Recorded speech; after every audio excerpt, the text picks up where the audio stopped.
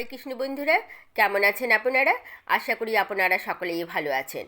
বন্ধুরা, সকালের জলখাবারে পরোটা, আলুর পরোটা বা লুচির সাথে এরকম আলুর তরকারি রান্নাটা শেয়ার করতে চলেছি আপনাদের সামনে।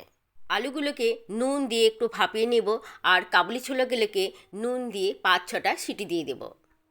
আলু আর কাবলি ছোলাগুলো সেদ্ধ হতে হতে আমি এদিকে মিক্সির বাটিতে নিয়ে নিলাম টমেটো, নিয়ে নিলাম কিছুটা পেঁয়াজ আর আদা রসুন দিয়ে দিলাম, আর দিয়ে দিলাম এর মধ্যে 2টো পাকা লঙ্কা আর ধনে জিরে গুঁড়ো মশলা। এটা আমি বাড়িতেই তৈরি করে রেখেছিলাম।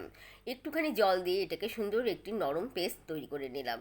আর এদিকে ফোড়নের জন্য রেডি করে নিচ্ছি 2টো পেঁয়াজ কুচিয়ে নিয়েছি, কারি পাতা, একটা কাঁচা লঙ্কা, একটা তেজপাতা আর জিরে। আর এদিকে কড়াই গরম হয়ে গেছে, দিয়ে দিলাম তেল আর একে একে সব ফোড়নগুলো দিয়ে দিব।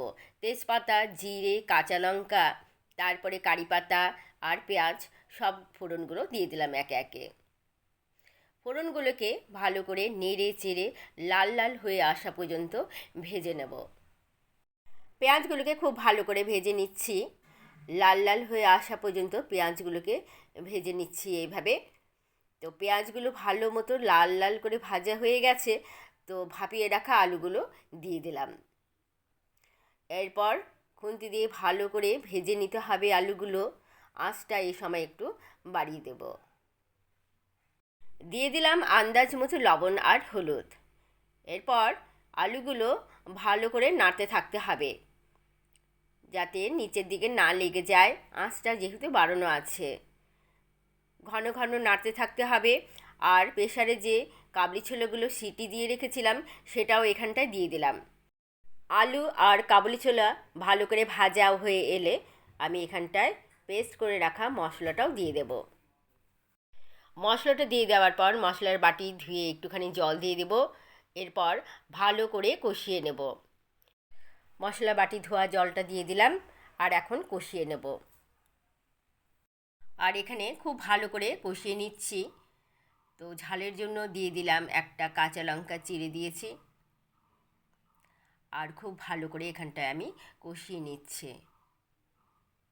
অনেকক্ষণ ধরে একটি আঁচটা কমিয়ে রেখে কষিয়ে নিচ্ছি। ভালো করে কষানো হয়ে এলে আমি দিয়ে দেবো জল।